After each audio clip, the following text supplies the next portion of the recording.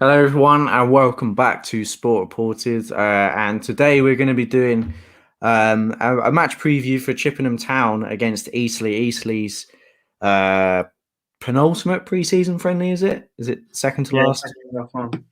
So, yeah, I mean, it's mental that pre-season's gone so quickly. Lots of stuff to come up, obviously, on Sport Reported, but for today we're going to be talking about Eastleigh and. As I said, it's the penultimate preseason friendly. One win, one draw, one loss so far for Eastleigh. With the loss at Metropolitan Police, which actually that was Joe Tomlinson's last game, because I remember Darren Ferguson sent a scout to that game to watch Tomlinson, and they said from after that game, absolutely sign him. So there was that, and then there was the 1-1 draw at Wimborne, and then now obviously the 3-1 win at AFC Tottenham at the weekend. And obviously you were at that game, Jason. So just give me your thoughts on the AFC Tottenham game.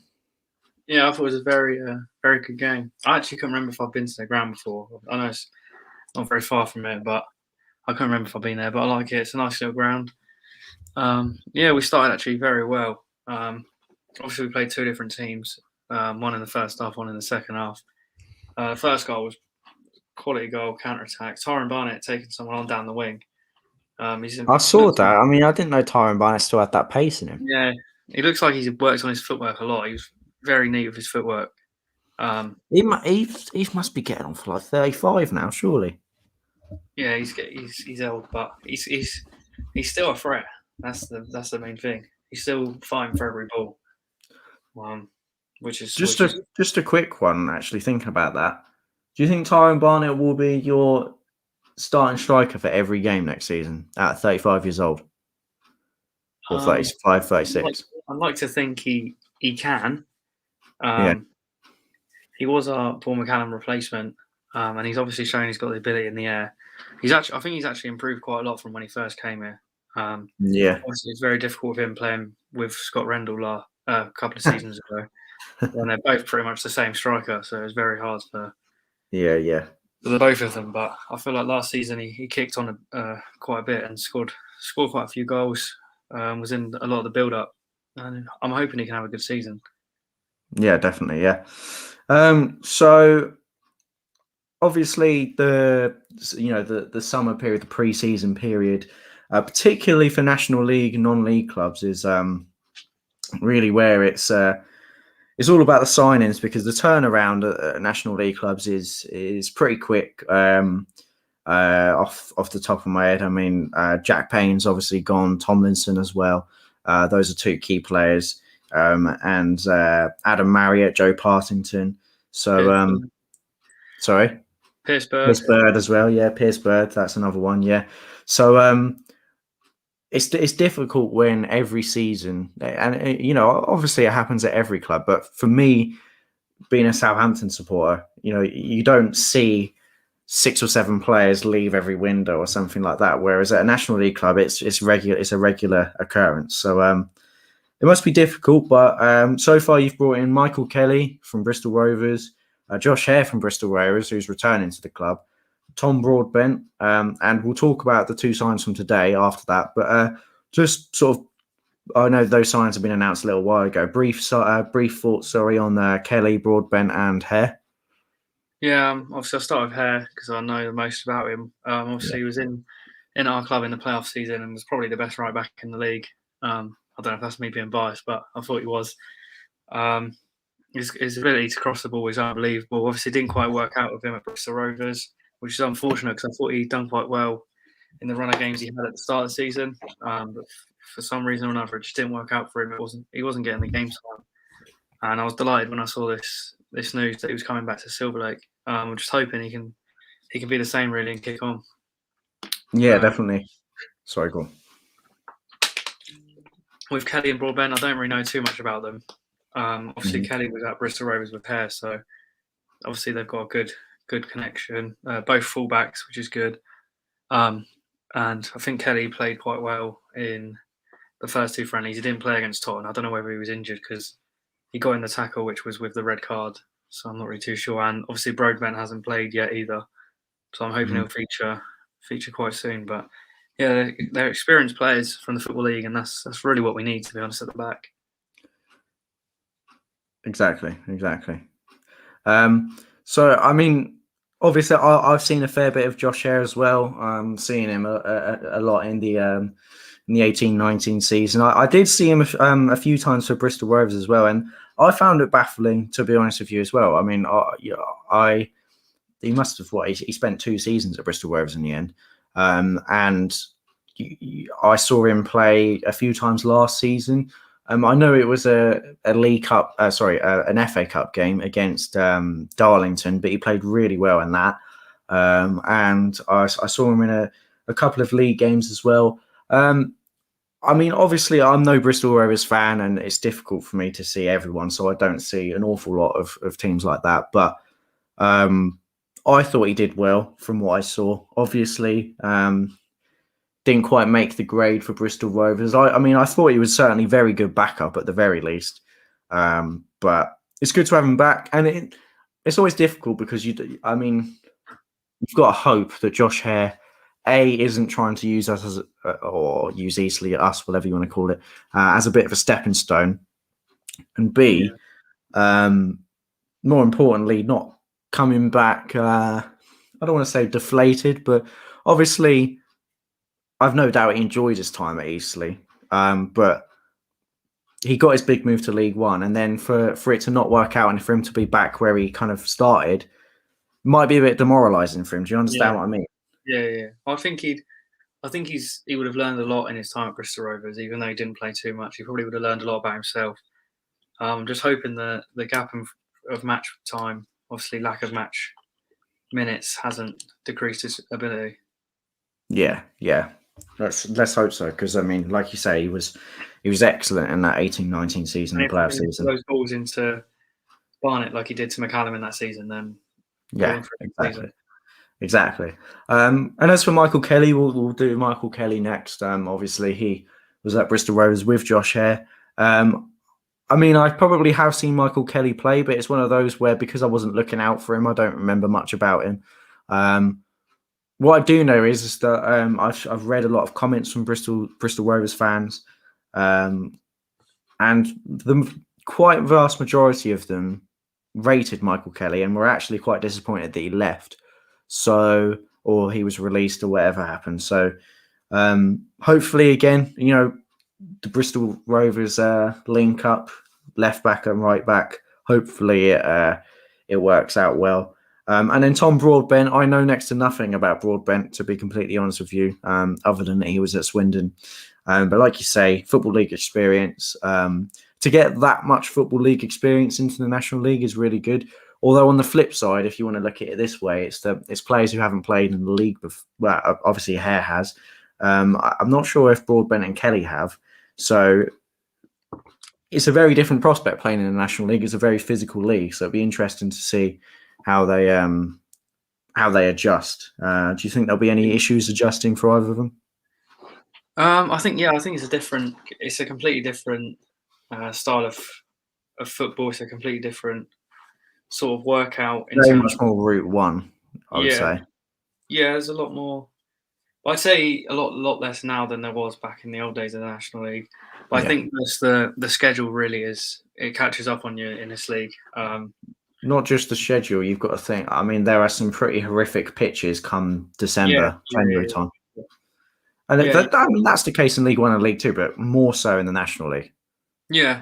There's obviously the pitch barrier as well, but I feel like a lot of players nowadays like to step down into our league, which I guess just shows how far the National League has come in the last few years. Definitely. Yeah, I'd say from. Sorry, go on. Obviously, it's a very, very hard league to get out of only 2 teams going up, but a lot of players seem to like it, and it's growing. It's growing every year. Definitely, yeah. I know I've seen that. I mean, growing up, obviously seeing sort of FA Cup games and things like that, and even like conference playoff finals when it was the Blue Square Premier and things like that. you've really seen how much, since it's become the National League, how much it's progressed in the past few years. There was before a massive gulf between non-league and Football League. Yeah. It was, you know, I don't want to use the cliche, but your builders, your barbers, all sorts of things like that playing in the National League. That's what it was. It wasn't professional. And then over the past few years, it has really progressed. And to be honest with you, that's really dripped down the divisions. Yeah. National League and North and South now are largely, even if not fully professional, professional to an extent because of the way the clubs are run. And you've got players even in the 7th and 8th tiers on big contracts. So it's definitely drip fed down, and that's all because of the success of the National League. But hopefully they adjust, and obviously hope they do well.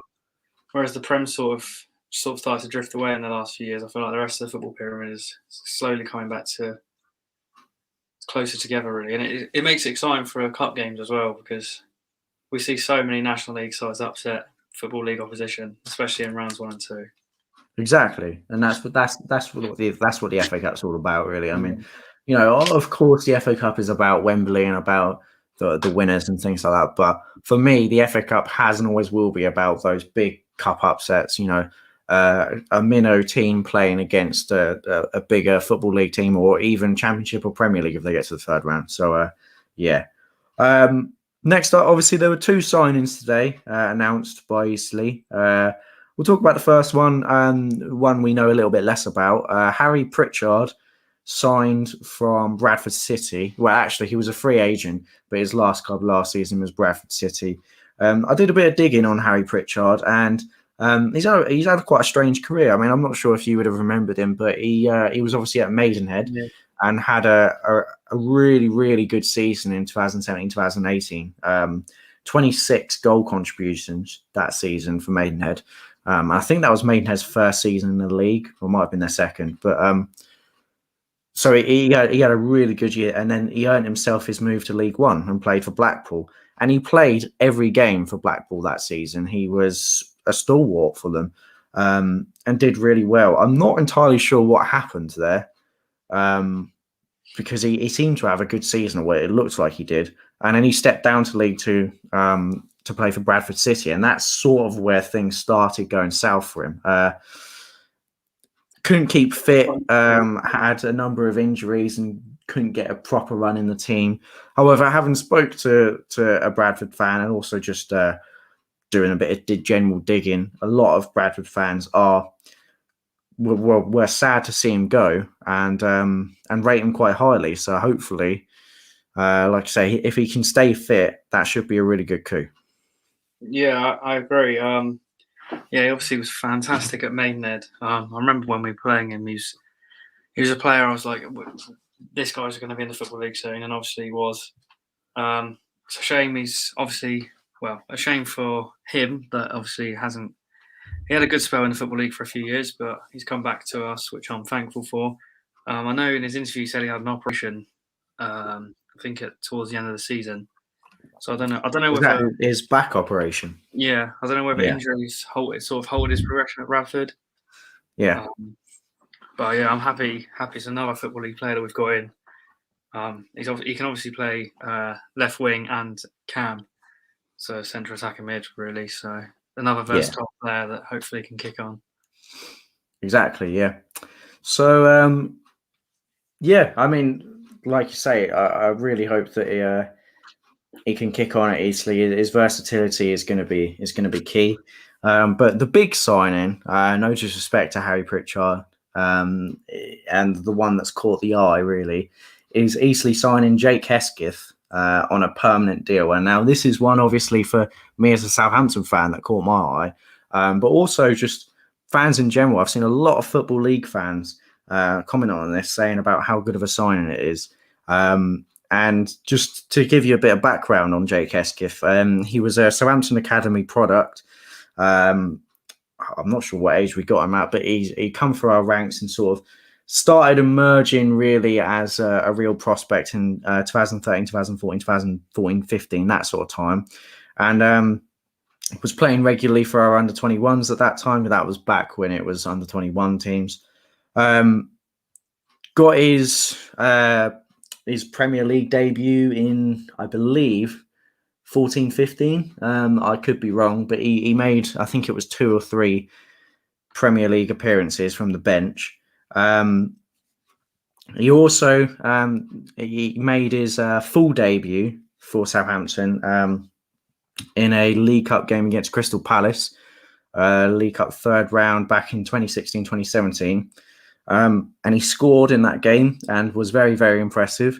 And then he came on in the Europa League game against Sparta Prague when we were 3-0 up. So he's got a good resume. And I mean, I personally, I obviously I know you used to go to Saints a lot more. I don't know what your thoughts are. I personally genuinely had really high hopes for him, and I'm a little bit disappointed, obviously, that he hasn't quite kicked on as much as we hoped. But I mean, obviously, you remember him at Saints. What were your thoughts on him then? Yeah, obviously, I thought he was a very good upcoming player. Really, I thought he was going to strive to get into the team and sort of progress at Saints, but obviously, didn't quite work out for him as quite expected. Obviously, that was probably an error for Southampton, that their academy was shining and there were so many prospects coming through. Yeah. Just didn't really know where to start, did they? You had so many. But yeah, obviously then went out on loan to Burton, and then now he's here. I just can't believe we've signed someone who's played Europa League football. Yeah, that's mental. Mental playing Europa League football in 2016 to playing National League football in 2021. And obviously for him, that's no disrespect, that's quite a downgrade as such. But obviously he was a prospect at the time that he was playing. He played in that Europa League game, and Southampton were obviously hoping to see him progress, and that's why they sent him out on loan. I mean, from what I've seen and obviously what I've remembered, I mean, I tracked his progress on his loans because obviously he was a Southampton player, and he did pretty well at Burton from what I saw in League One. Obviously, he scored the equaliser against Pompey, which was quite something. But so yeah, he did well at Burton, and then in the same season he got loaned out to MK Dons and did pretty well there too. I think I think that was League One as well. And then he got loaned out to Lincoln City in 1920. It didn't quite work out as well for him at Lincoln, but he showed his moments there. And then his last loan move was at Crawley in League Two, and despite being a league below, it was probably the one that worked out the least. It just never really got a run of games for Crawley. Couldn't properly get into the team. I'm not sure what happened, to be honest with you. But consequently, I mean, that was really his last chance to really make a statement for Saints. And I think more than anything, that loan was trying to find him a move at the end of the season. Didn't work out for him, and he was released from his contract. Well, actually, no, his contract ran out. He wasn't given a new one. So he was released in the summer, and I mean, Eastleigh have managed to pick him up, and that's a massive sign. Even if you take away all of the academy credentials, he's got probably around 100 Football League appearances, which is really good to add to the team. And he's a very talented player. I know that much. So, he's got pace. His goal scoring record hasn't been great over the years, but he can score, and I think he can definitely be a threat in the National League. Yeah, he's a player with abundance of quality, and I'm really hoping he can stay fit and have a really good season for us. I saw him for only 45 minutes. He played at Tottenham in the friendly. Yeah, he actually scored our second goal, and he was probably one of the best players on the pitch for that 45 minutes. Yeah, some of his tricks and turns, just obviously it might only be Tottenham, but he's just got to do what he's got to do in front of whoever he's facing. You can only beat who's in front of you, and listen, it's pre-season, and it's the same for all of the EC players. They're all playing against the same opposition, and if he stands out, he stands out, and that's obviously a really good thing. So yeah, I mean, I personally have been. I'm very, very impressed that this sign has happened. I'm surprised it's gone through so quickly. Um, just a little note, actually, he was actually on trial. I'm not sure if you know. He was on trial at Portsmouth. Yeah, I heard that. Didn't work out for him. He didn't get offered a contract. But he was wanted by quite a few football league clubs. But Eastleigh have managed to get his signature.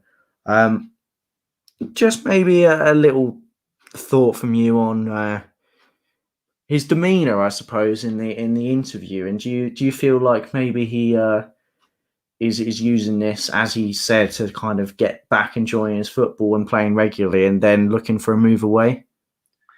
Yeah, I mean, he's a very relaxed guy from what I saw in the interview, and he looks like he loves his football. And if it ends up being that he plays every game and loves it and then wants to stay, then happy that. But we know if he has a very good season, it's going to be very hard to keep hold of him next season. And he probably will want to make the step back up at some point if it's not with us. But we just got to make the most of him while he's here, really. Yeah.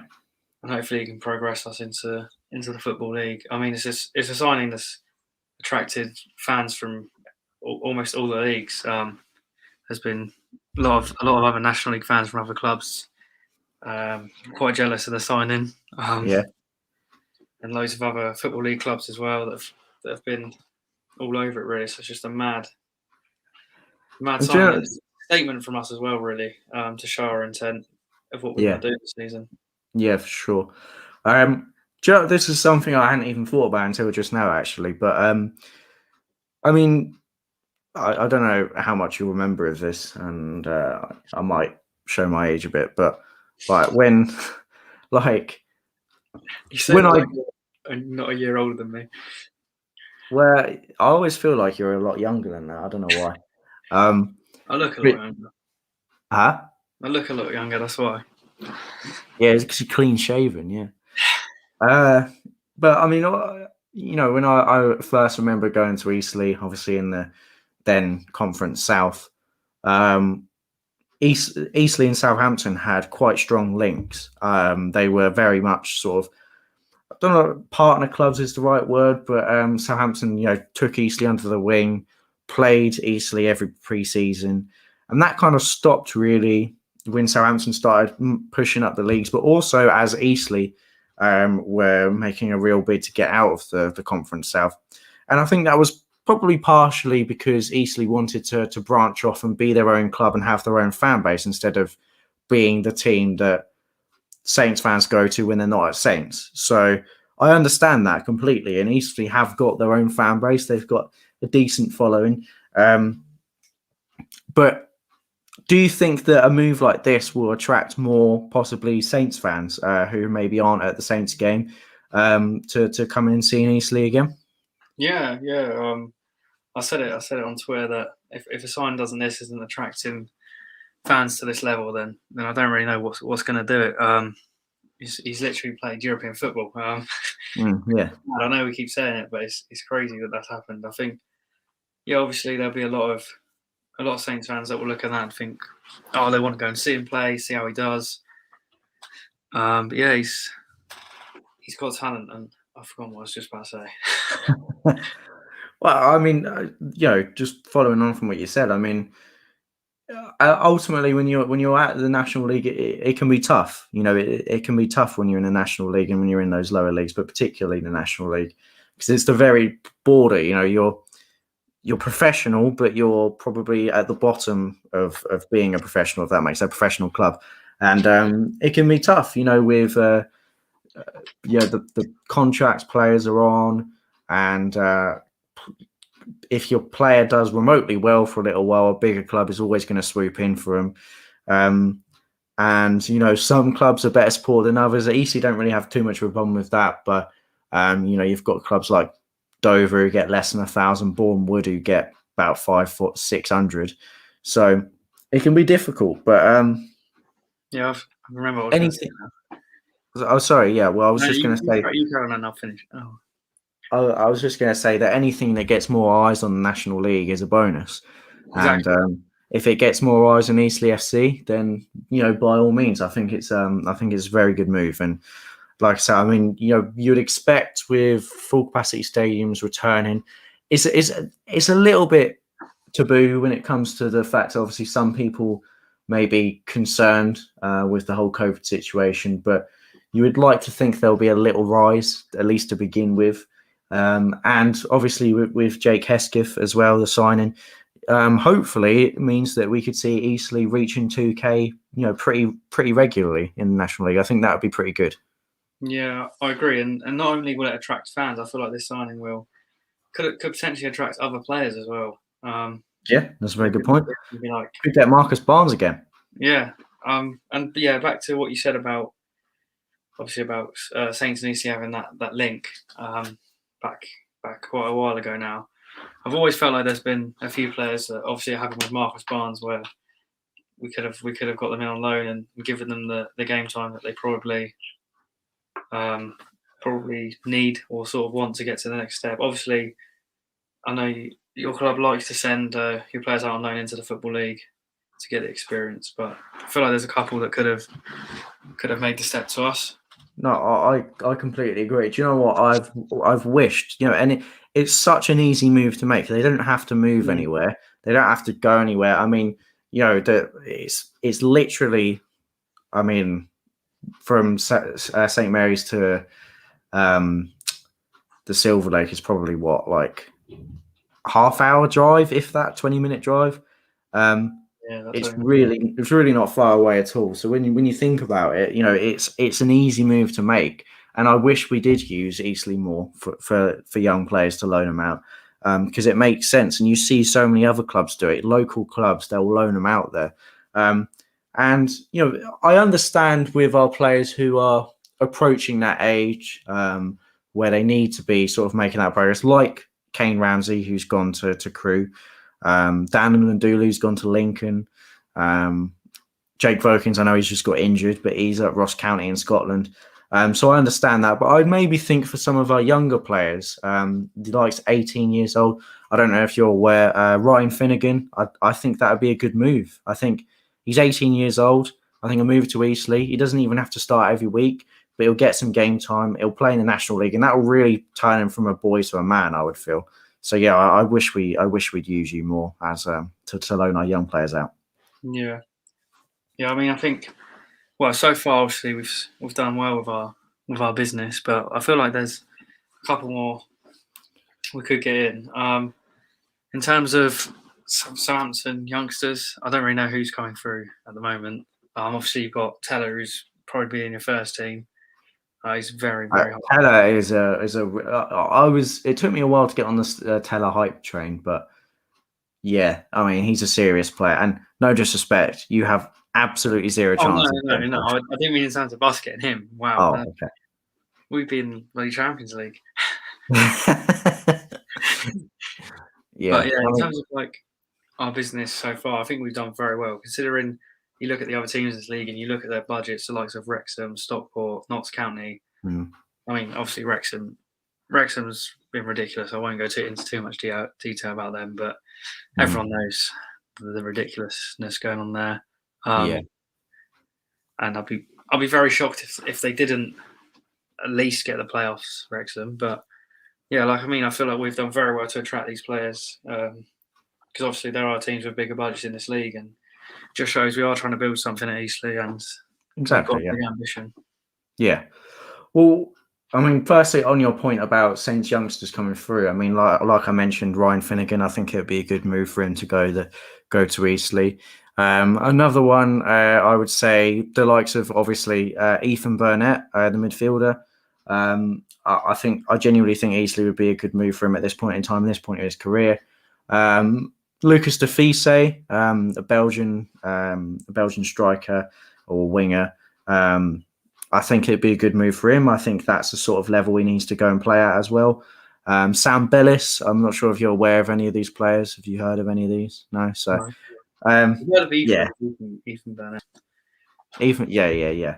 So, I mean, those would all be good moves, but unfortunately, I just can't see them happening because for whatever reason, we don't seem to be too keen on loaning our players to the National League to use. So Yeah, well, normally we have a friendly every year against your under 23s.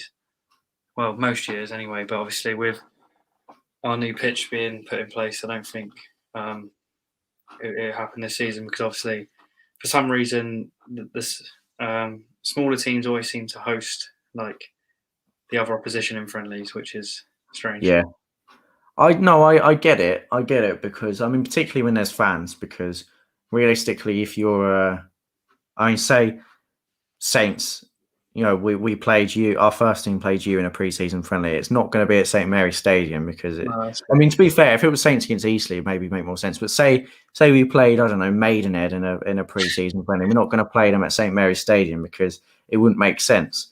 So I get that from a fan's perspective. You'd want it to be at the smaller. Yeah, I mean, obviously we could have played down to 23s at Tottenham's ground, but that's what I was thinking. I mean, you know, obviously that's where our under 23s play their sort of cup games. So Hampshire Senior Cup, Southampton Senior Cup. What are the other cups? The Premier League International Cup, things like that. And then we tend to play our Premier League 2 games at Staplewood with the odd one at St Mary's. So I think, I mean, we've got a partnership with AFC Tottenham. It would have made sense, but we move on. And it's been half an hour and we haven't actually talked about the opponents that Eastleigh have got for the preview for the game. Chippenham Town away, obviously. National League South side. They are sort of based nearish Bristol. I don't actually know. I should have looked this up before. I don't actually know how they did last season. Do you have any idea how they did? Because once their leagues, that South and North got cancelled halfway through the season, it's just mad, really. So they finished when the season got curtailed. Chippenham was 16th in the National League South. Yeah. So Chris Zabrowski left there in May. Has he left now? Yeah, he left in May. Is he retired or has he got another club? I don't know. Amma just told me he left in May. Oh right, because I was just about to mention Chris Zabrowski and say obviously it's Chris Zabrowski playing his old club. Love to be a Chris Zabrowski reunion. That would have been good, yeah. And hopefully no more changing room videos, but that's another story for another day. But yeah, I mean, Chippenham, it's a good test. I mean, like you said, Eastleigh have played 2 7th tier sides, Metropolitan Police from the Isthmian League, Wimborne Town from the Southern League, and then you've got AFC Tottenham from the Southern League, Div 1, which is 8th tier. So it's a step up, which is obviously always good. Who's the last pre-season friendly against? Salisbury away. So back to 7th tier. And that seems to be a pretty a regular pre-season friendly now. You seem to be doing that most seasons. So, well, we had to, obviously, we couldn't have any home friendlies played at our ground with the new pitch being done. So we had to get friendlies away. And obviously, being away, it's going to be against lower opposition. Yeah, that's a good point, actually, because most National League clubs would have played some against lower league opposition, but also some against Football League opposition. Yeah. And, the 1920 season, obviously, Eastleigh played the Saints under 23s, but they played Oxford as well. It was a very young Oxford side, I remember. I mean, they were some of them were 15, but it was still Oxford. Do you remember that game? I mean, yeah. I remember looking at the team sheets. Yeah.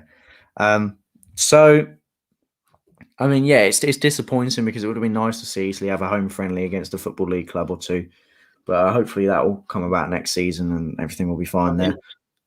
I think this is the right time to play the step up in opposition against Chippenham. Obviously, they are still a league below, but I feel like I've not really been worried too much about the results in the first few friendly games because it's all about getting minutes in the tank and also having a look at trial lists. Obviously, towards the end of pre-season, you're starting to get into the start of play and setting up for the new season. So I feel like these last 2 games are probably going to be a bit more tactical based.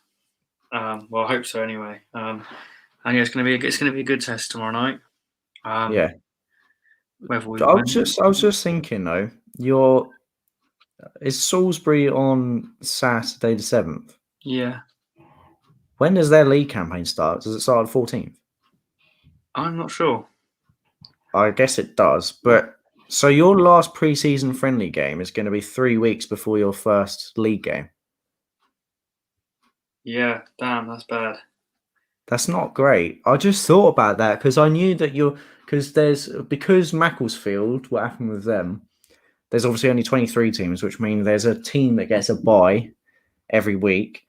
Unfortunately, Eastleigh drew the short straw in getting the bye for the first week. I mean, you could say that there's extra time for preparation, but if everyone's already started their season, you've got no one to play a friendly against. Yeah, for our season, you want to just get up and running, really.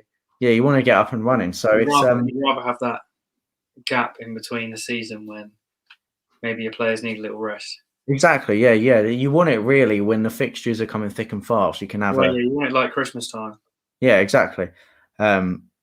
So that's a shame that Eastleigh drew that short straw. But yeah, I'm not sure. I mean, I highly doubt that Eastleigh are going to announce any more friendlies now. But that is quite odd. I mean, we might get playing a couple behind closed doors in those weeks. And you would think maybe there might be a sort of, for fitness purposes more than anything else, maybe training ground friendlies against the development squad, something like that. Yeah, 100%. So I feel like we've got to keep match fitness high. Sorry, go on. It does give us a long time to get the players ready for the season. Obviously, I've never experienced a pre-season where you don't play a game for 3 weeks. Yeah, which is going to be odd. So I feel like we will play. Who against or when, I don't know, because obviously everyone else's leagues would have started. I mean, there will be teams. I'm trying to think of who there could be available to play. I mean, yeah, I don't know. Yeah, I mean, to be fair, I actually think academy sides you could very well, because academy, I know Saints B, their league doesn't start till the very end of August as well. So, I mean, you very well could get that friendly against Saints B, and they probably would play that at Tottenham's ground, or maybe even Staplewood if need be. So, yeah, I mean, Eastleigh, I swear. The good thing is we're going to get to, I guess, sort of see where everyone is after the first game. Yeah. I'm just going to have a look. Check the B team. Salisbury. Oh, okay. Our league campaign starts on the 15th of August. I thought it was I can't lie. I thought it was later than that.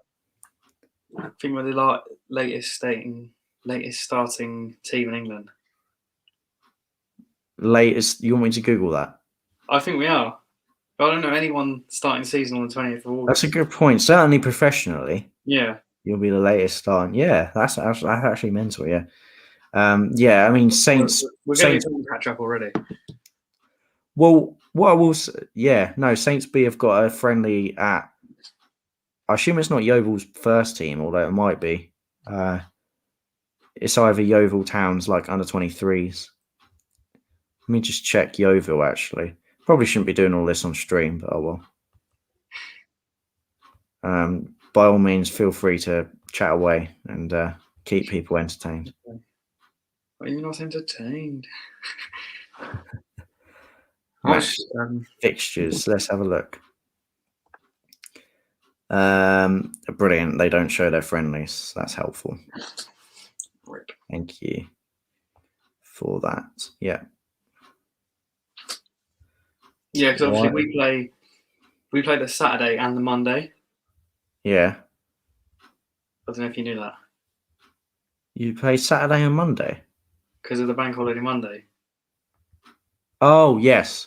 So we play. I did know that. Sorry. Yeah. So, we don't play for 3 weeks, and then we've got 2 games in 3 days. Yeah, no, it's not Yeovil's first team. So I'll be honest, I thought you might get Saints B. I don't even think you'll get that. So you literally will be playing your own development squad.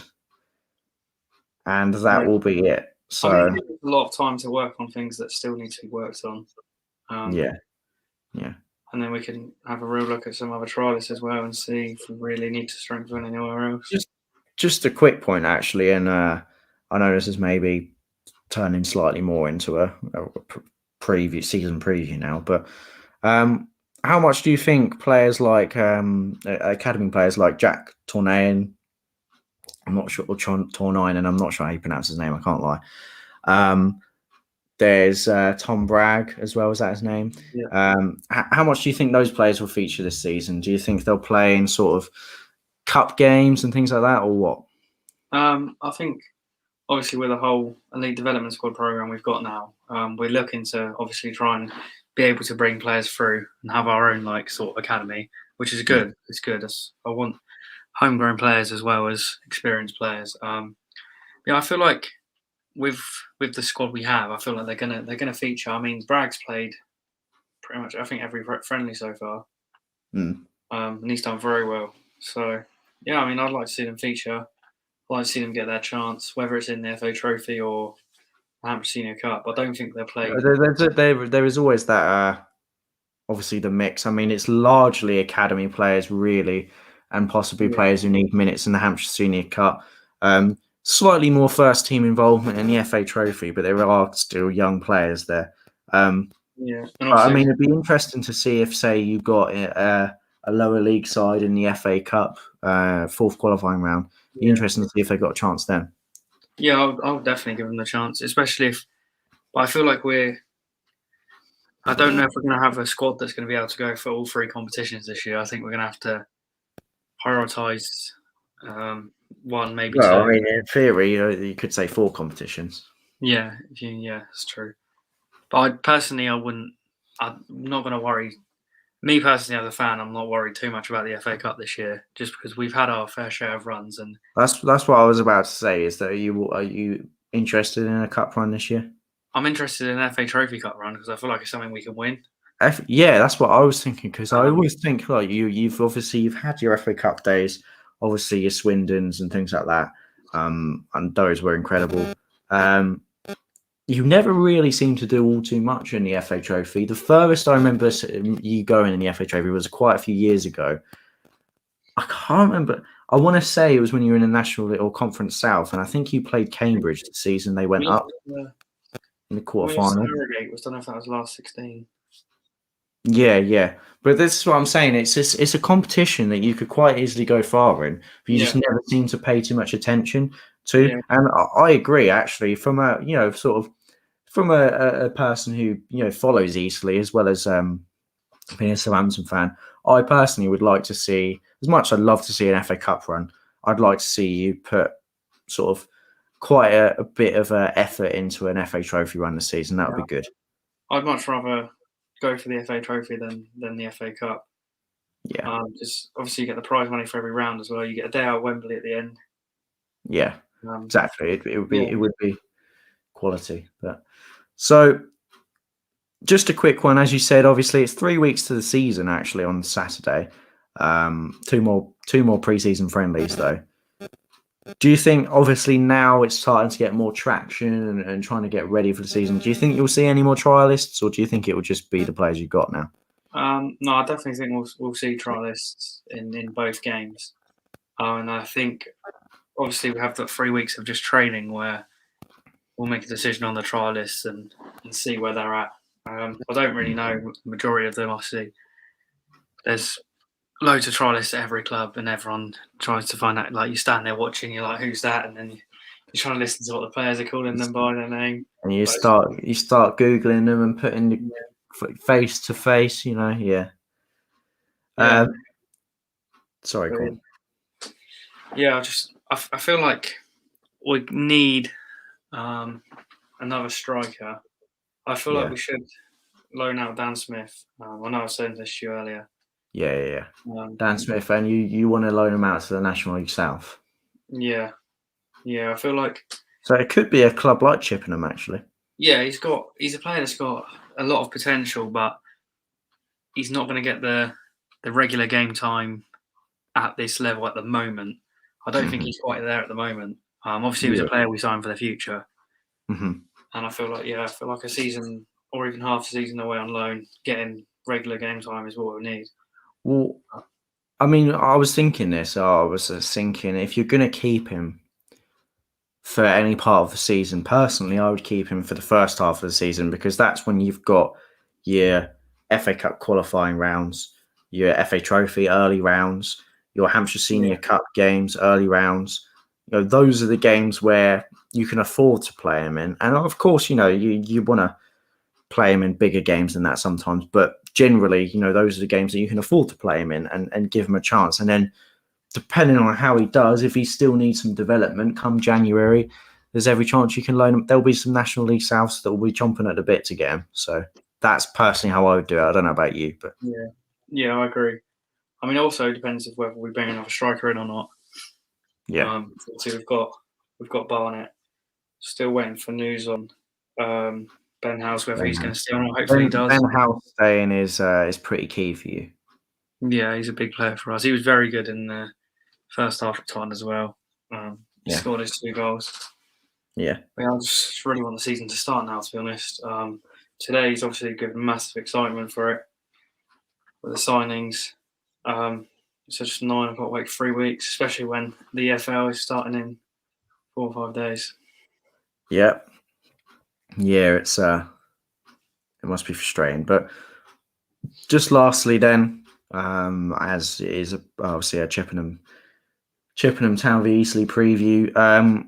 It's difficult to predict pre-season friendlies, obviously, but if you got a prediction for the Chippenham Town away games, score prediction, 2-2. 2-2. Okay, 2-2. In pre-season, he's got so many goals. But pre-season is one of those. You either get a very dead duck game, where players are more focused on fitness, they don't want to get injured, and therefore ends up being low scoring. But then on the flip side, you've got players getting up to fitness and therefore being wide open, and you can get games with lots of goals. I mean, I've been to a couple of pre-season friendlies so far in non-league, and I've been to a 4-3 and a 2-1. So, I mean, decent amount of goals there. But I've seen a lot of friendlies been sort of 1-0, 0-0, things like that. So, I've also been to a 7-0, actually. I forgot about that one. That was Baffins against Dorking. So, yeah, I mean, if I'm going to make a prediction, I would say I've predicted this for a lot of pre-season friendlies for Saints as well. I'm going to say Chippenham Town 1, Eastleigh 3. I think purely based on Chippenham's league position last season, I actually think, if I'm being completely honest, looking at the other teams in the National League South just briefly, I think they might struggle a little bit more this season. I don't really know what sort of signings they've made or anything like that. But I think Eastleigh, obviously, they'll probably play 2 different... Well, actually, do you think you'll play sort of players for 60 minutes and then bring other substitutions on for the last half hour, not 2 different teams? Yeah, I hope it's that. I really feel like these last 2 games we've got to make it more tactical based. Obviously, just because it is so far away from. And the first game as well couldn't get any more difficult, really. I know, yeah. I mean, the biggest test at the start of the season. Yeah. We had it when we played Nottingham County as well. Yeah, but you beat them. We beat them. Can we beat the big boys, the big spenders? The big spenders, yeah, the big spenders indeed. It'll be interesting to see if Mullin plays. Paul Mullin plays. Yeah, I'd lost his name for a second. I nearly said Paul McCullum. I'm actually surprised that. I guess I thought it's not Wrexham's first game of the season, is it? But who's their first game? I'll have a look. We could end up with Hollywood Stars at the Silver Lake that day. Yeah. And they're going to bring a lot because it's their first away game. Wrexham will bring a lot. They've got Yeovil at home first game. That's 2 big games for them to start. And you already know with the money they spent, if they don't win those 2 games, the third game's Notts County. That's what I'm saying. So those first 3 games, if they get off to a poor start, you just know that their fans are already going to get on their back. Yeah. So that, it could be set up to fail, but I would be surprised personally if Wrexham don't at the very least, get sort of a home semi-final in the playoffs. But I mean, there will be National League predictions to come, of course. I just realised, Brandon Goodship? Who? Brandon Goodship? No. Oh, okay. He's a Weymouth striker that scored like 40-odd goals and got a move to Southend. Yeah. And now he's back at Weymouth, and now he's going to be playing against Southend. That's mad, yeah. Obviously, well, I mean, he probably would have been at Weymouth when they were in the Southern League. Yeah. And so it would have been Weymouth in the Southern League, Southend in League One, and now they're both meeting in the middle in the National League. Yeah, that's what investment to one club and no investment to the other club can do. I mean, isn't it actually, think about that, isn't it mental that Weymouth and Southend United are in the same league? That is mental. That is mental. That is why we love football. Exactly that, yeah. So anyway, on that note, so we don't go rambling too much, that is the Chippenham preview done. Not all the previews will be this long, but we kind of spoke largely about pre-season and things like that. So yeah, that is our thoughts on the signings, the pre-season games before, and obviously Chippenham as well. So yeah, thank you so much for watching. Please subscribe for more, and we'll be covering plenty more sport and action, of course, over the next, however long. But thank you so much. Sorry. I was just going to say a quick point. I don't know if you knew this, but a couple of years ago, or 3 years ago, HESKETH was actually linked with Man United. HESKETH was linked with Man United? Yeah. Like 3 or 4 years ago, he's linked with Man United. Joe, you're pulling my leg. No, you're not. Well, I believe you, but like, I saw something as well. I don't know if you remember this. In 2014, Basingstoke Town tried to sign Ronaldinho. Are you being serious? I'm being serious. Search it up. Search up Ronaldinho, Basingstoke Town. Basingstoke Town tried to sign Ronaldinho because he had been playing in the Brazilian leagues, and then so it was all over the papers. Man United planned move for Southampton teenager Jake HESKETH. Man United considered move for Southampton's Jake HESKETH in transfer window. Look, in 2016, that was 5 years ago. So that was when he was like. That was before he made his debut against Crystal Palace as well. So after that, his stake must have raised. Wow, that's mad. So Ronaldinho to Basingstoke? Yeah, Ronaldinho to Basingstoke. I promise you, Basingstoke Town tried to sign Ronaldinho. They actually put a bid in for him. Yep. And they were like second in the National League South at the time, and then they just threw it all away, and now they're in the eighth tier. They actually were serious about it as well. Yeah. Oh. And they said about how it will get more eyes on non-league football. Huh?